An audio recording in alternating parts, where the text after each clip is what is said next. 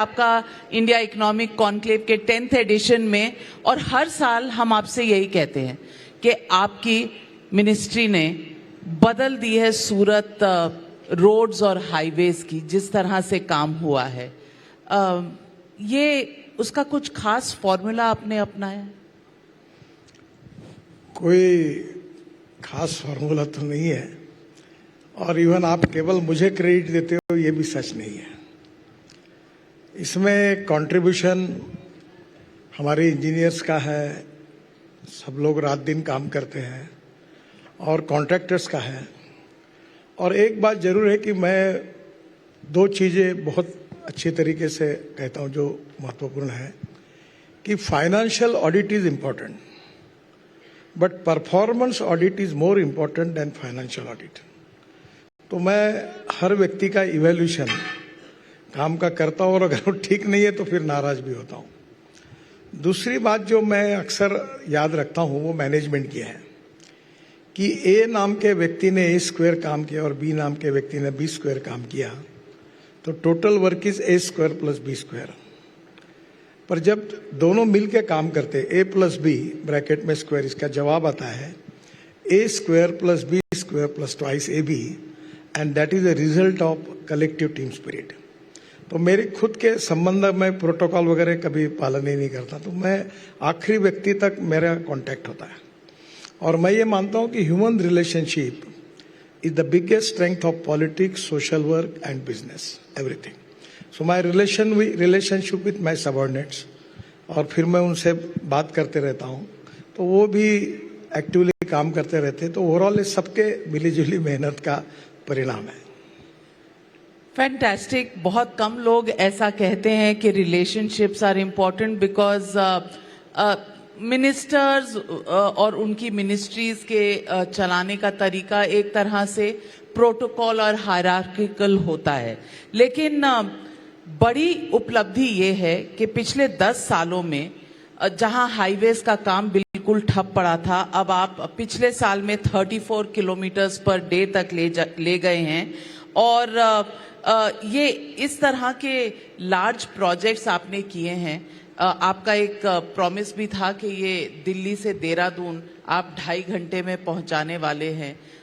ये आपके हिसाब से मॉडल हाईवेज कनेक्टिविटी के कौन से ऐसे प्रोजेक्ट्स हैं जो आपको पर्सनल सेटिस्फैक्शन देते हैं? देखिए, प्रोजेक्ट तो बहुत है। जिसका आपने उल्लेख किया दिल्ली देहरादून, उसके 2 पैकेज पूरे हुए हैं।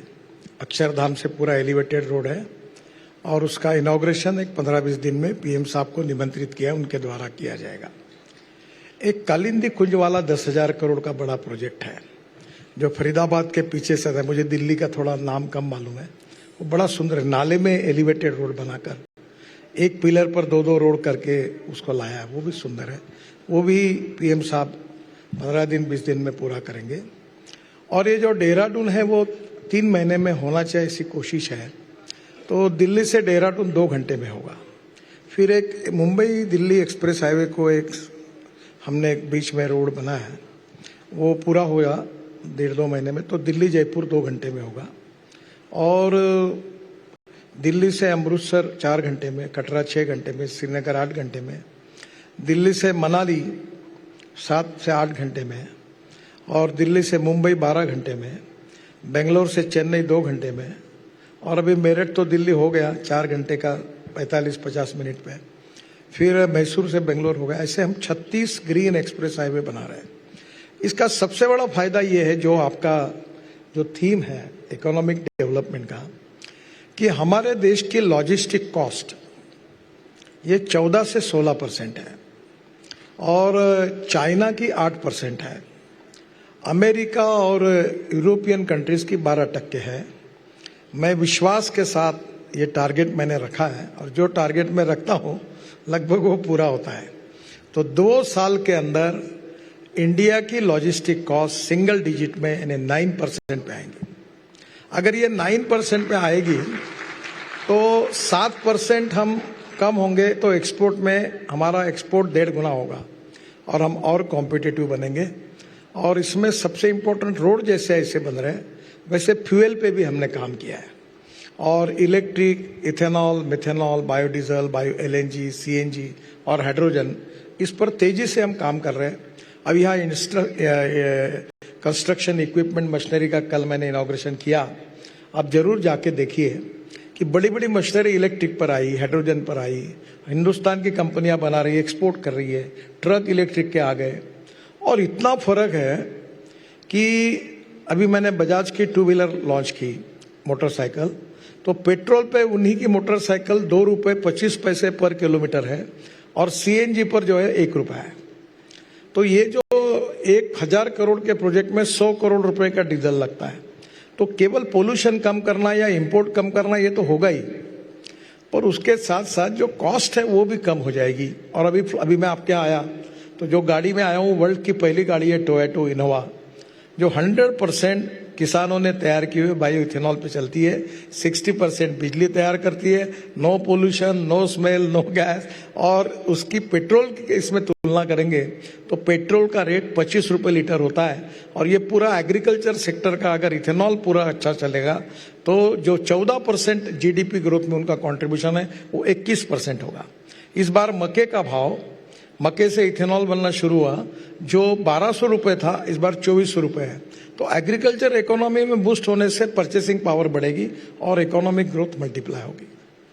बहुत पाथ ब्रेकिंग ये सारी चीजें जो आपने कही, कभी आप हाइड्रोजन गाड़ी में हैं, कभी इथेनॉल गाड़ी में हैं, ये आपके लिए पैशन की बात है, ये आपके लिए there something that drives everybody, what drives you? पहली बात तो मैं 75 में जयप्रकाश नारायण जी के आह्वान पर मैं 11th में था, तो मैं वो स्कूल से उस आंदोलन में इन्वॉल्व हो गया था। उसका मेरा नुकसान भी हो, मैं इंजीनियर नहीं बना क्योंकि मुझे परसेंटेज में मार्क कम मिले। ठीक था, फर्स्ट क्लास मेंटेन करते, पर वो 75 के साल ने मेरी करियर को, मेरे घर वाले कहते, खराब कर दिया। तो मैं 52% मार्क में 49.26% साइंस ग्रुप में मिले और मैं इंजीनियरिंग के लिए डिस्क्वालीफाई हुआ। अभी मुझे 9 डिलीट्स मिली है, डॉक्टरेट्स, पर मैं वो अभी भी लगाता नहीं क्योंकि वो इंजीनियरिंग की एडमिशन मुझे नहीं मिलना, ये मुझे बड़ा ये हुआ। पर मुझे लगता है कि सबसे इम्पोर्टेंट चीज़ ये है कि पॉलिटिक्स मेरा पेशा नहीं है, इट्स नॉट माई प्रोफेशन।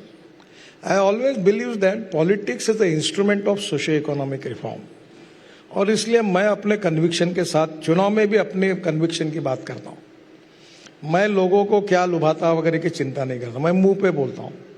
और मेरा अनुभव ऐसा है कि विथ माय स्ट्रॉन्ग कन्विक्शन, जब ये देश के लिए, समाज के लिए और गरीब व्यक्ति के लिए मैं क्या कर सकता हूं। मैं कोई साधु और सन्यासी नहीं हूं, मेरा परिवार है, घर है, अभी बच्चे बिजनेस देखते हैं, मैं भी आपके जैसे कॉमन मैन हूं। पर मैंने तय किया है कि राजनीति में मैं देश के लिए, समाज के लिए और गरीब व्यक्ति के लिए कुछ करके जाऊंगा, and that is the inspiration मैं करते रहता हूँ। फैंटास्टिक। ये आपने कहा कि मेरे को जो कहना होता है मुंह पे कहती हूँ, कभी कुछ डिफिकल्ट पोजीशन में पड़े? नहीं, मुझे कभी कोई डिफिकल्टी नहीं है। अभी चुनाव में मैंने पब्लिकली कहा था कि मैं जातीयवाद नहीं करूंगा, और मैंने लोगों को कहा जो करेगा जात की बात उसको ठोकूंगा लात, ऐसा पब्लिकली बोले, छपके आया था। मैंने बोला नहीं देना है तो 2 वोट, नहीं देना है तो मत, नहीं करूंगा। मैं चुनाव में इस बार कोई गलत खर्चा नहीं किया, मैंने बोला नहीं करूंगा ये, मैं कब के लिए काम करूंगा। और पूरा नागपुर मेरा है, मेरा परिवार है, मैं नागपुर का हूँ। नो डिस्क्रिमिनेशन, जात, पंथ, धर्म, भाषा, सेक्स, रिलीजन, नथिंग। तो मैं सब लोगों ने साथ दिया। अब मैं इस मत में हूं कि मुझे चिंता नहीं, तुम क्या क्या दिखाते हो, कौन क्या लिखता है, कौन क्या सोचता है। मेरी भाषा में मैं बोलता हूं, तेल लगाने गई दुनिया, अपने को तो अपने हिसाब से चलना है। फैंटास्टिक। मैं अपने कन्विक्शन और अपने साथ तय किए हुए प्रोग्राम में चलता हूं। और एक बात जरूर है कि मैं सही हूं ऐसा मेरा दावा नहीं। कोई अगर मुझे कहता है कि ये तुम्हारी बात गलत है तो मैं मान्य करता हूं, उसको सुधार भी देता हूं। आपने जिंदगी, पॉलिटिक्स, सोशल वर्क सब इतना आसान बना दिया इन कुछ पंक्तियों में कि खुद के मन में जो है मन साफ रखो और जो कहना है कह दो और दावा ना करो कि मैं ही सही हूं। आपने बिल्कुल सब कुछ आसान कर दिया। मैं आपको एक कल रात की घटना बताता हूं। तुम और मैं बैठी हुई इतना छोटा एक रेस्टोरेंट है जहाँ जिसमें 22 लोग बैठ सकते हैं। तो तुम्हारा यहाँ बैठा हुआ है जर्नलिस्ट, मुंबई से आया है, वो अपने पत्नी के साथ आया। तो मुंबई से आया है, तो पत्नी ने बोले मुझे उससे रिक्वेस्ट की कि पत्नी की इच्छा आपके साथ फोटो निकालनी। तो मैंने कहा तुम निकाल लो। जैसे उसने निकाला, पूरे होटल में बैठे हुए सब लोग दौड़ते हुए आए। फिर मैंने उसके सबके साथ फोटो निकाला। तो मुझे वो बोल रहा था कि मैं बिलीव नहीं कर सकता कि पत्नी उसने मुझे कही कि मैं तो आपका भाषण सुनती है, कभी मुझे जिंदगी में ऐसा लगा नहीं कि आप ऐसे होटल में मुझे मिलोगे। मैंने बोला मैं रोज रात को अपने चॉइस के होटल में चुपचाप सिक्योरिटी वगैरह छोड़कर 2-4 लोग लेके रोज जाता हूँ। अब मैं, this is my passion, my interest, मैं अपने हिसाब से अपना काम करते रहता हूँ। खाने का भी शौक है और खाना बनाने का भी। आपके वीडियोस बहुत वायरल होते हैं, आप रेसिपीज बताते हैं। अभी यूट्यूब ने मुझे वो गोल्डन डिश दी, मैं अभी 25 करोड़ फॉलोअर हुए, मैं वो रेसिपी भी बनाता हूँ। कोविड ने मुझे काफी कुछ चीजें सिखाई। फैंटास्टिक। तो यूट्यूब से जो आपकी अर्निंग होती है वो ऑफिस ऑफ प्रॉफिट तो नहीं हो जाती? नहीं, मैं डोनेट कर देता हूँ सब। आप कभी आएंगे नागपुर में तो मैं 95% सोशल वर्क करता हूँ। मेरा सोशल प्रोजेक्ट का टर्नओवर 2,500 करोड़ है। 15,000 लोगों को जॉब दिया। मैं एग्रीकल्चर में काम करता हूँ, ट्राइबल्स में काम करता हूँ, मैं महिलाओं को ट्रेनिंग देता हूँ कार्य पर लगातार। अभी आज मैं नागपुर में जाऊंगा तो हमारा सांस्कृतिक महोत्सव है, 13 दिन है, रोज 50,000 लोग आते हैं। आज बहुत बड़ा कार्यक्रम है, इनॉग्रेशन। फिर स्पोर्ट्स का महोत्सव करता हूँ, हमारे मराठी में खासदार कहते हैं उसको। तो उसमें 75,000 खिलाड़ी खेलते हैं।